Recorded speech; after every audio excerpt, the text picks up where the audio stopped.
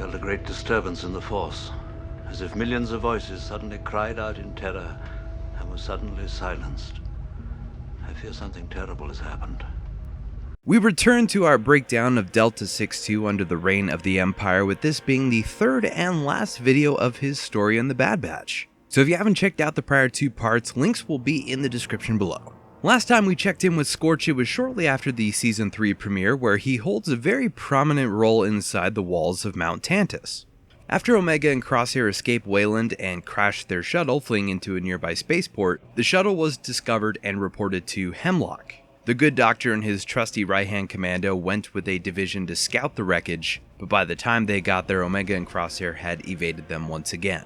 Hemlock then orders his special operative units to be activated. Scorch would go on to act as a sort of coordinator for the operatives, where they report directly to him, such as CX-2, who Scorch tasks with eliminating the compromised CX-1. The operative infiltrates the clone network hideout on Teth and spots Omega, then reports it into Scorch. From there, the commander dispatches a team to retrieve her. The next time we see Scorch is back on Tantiss, as Emery is given the position of chief scientist.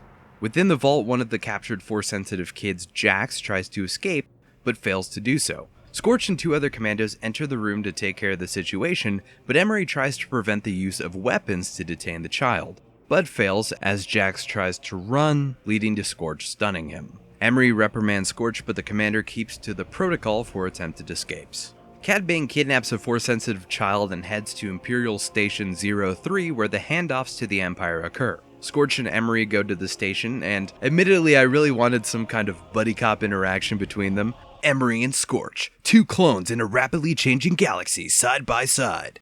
But that can just live in my mind. They get the kid and head back to Tantiss, where work on Project Necromancer continues. Similar to the operation on Teth, Omega is discovered on Pabu after CX-2 interrogated Sid off-screen. He confirms her location and once more relays it to Scorch, who dispatches a Venator full of stormtroopers to secure her, which she ultimately gives herself up and is taken to Tantiss. The Batch are able to hitch a ride on one of the science vessels to Wayland in an attempt to reach Tantiss and free Omega and the other clones. In doing so, they infiltrated Station 03, which was relayed to Scorch on Tantiss, given the purpose of the station. Scorch informs Hemlock, and the Doctor orders a squadron of V-Wings to escort the vessel. Once the ship lands, with Echo on board, Scorch is ordered to search the ship for any signs of stowaways. He leads a team of stormtroopers inside, but Echo manages to escape. Returning to Hemlock's side, Scorch tells the Doctor that former Vice Admiral Rampart was captured.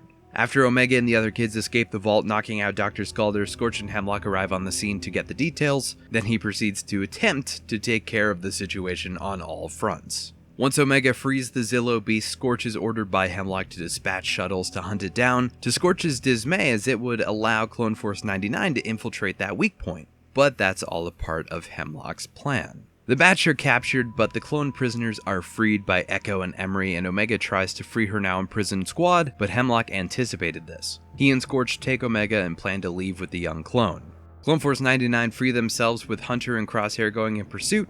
Scorch tries to defend Hemlock, but is gunned down by the rogue clones, plummeting to an apparent death. Hemlock is also sent to the depths, and Omega is saved, with the Batch all escaping Tantiss. And that ends the story of Scorch. After nearly 2 decades, this fan-favorite clone character finally has an end to his story. I get that not everyone will be satisfied with it, with some believing Scorch should have had a much larger role than Hemlock's henchmen, not to mention the unconfirmed whereabouts of the other members of Delta Squad.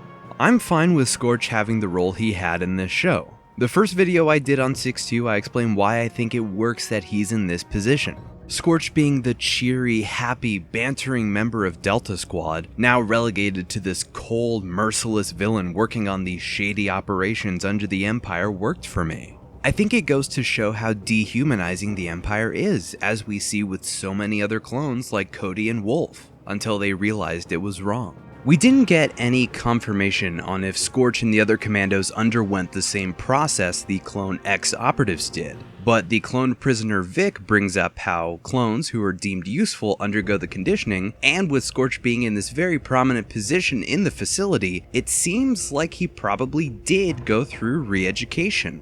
I appreciated Scorch being this sort of Captain Hadley of Tantiss, being the rough commander who is tactical and ruthless, loyal to a fault to Hemlock, be it of his own free will or not. However, while I really did enjoy Scorch's role in this show, I do wish it was just a bit more. I think in Season 2, when Hemlock sends Scorch out to find out who escaped the Zillow attack, had potential for Scorch to be this sort of clone hunter. Sorry, not this clone hunter, but like a clone hunter guy. You get what I mean. Like Spartan Locke in Halo 5, just how he was originally promoted to be. I think if it was Scorch being the one who hunted the Batch and hunted Omega throughout Season 3, as opposed to the operatives, it might have landed a bit more with me. Imagining Scorch in this position instead of CX2 fighting Crosshair above the waterfall, that just seems more appealing to me. But in the same breath, I also think that the contrast of the Bad Batch and the Badder Batch, or the Worse Batch, or the Good Batch, or whatever you want to call them, these other Clone X operatives, I think that contrast works really well. So while I would love to see Scorch in a more prominent role fighting the Batch, I also can't take away from these really cool operatives that I appreciate were added into the show. I just think Scorch might have worked as a one-man hunting machine. But it's a simple case of having your cake and eating it too. But alas, here we are, and I'm fine with this. I know people won't be, but that's okay. That's what these discussions are all about. I definitely don't think Scorch was completely wasted in this show, scorched if you will, but there was room for more. When it comes to his death, I also get people criticizing how it was something of a nothing burger, but I'm okay with that too. He wasn't a vital component of this show, he was an obstacle in the way of the Batch and Hemlock. And he also should have known that long narrow walkways are a clear sign of bad guy deaths. Shame on you, 6-2. But let me know what you think.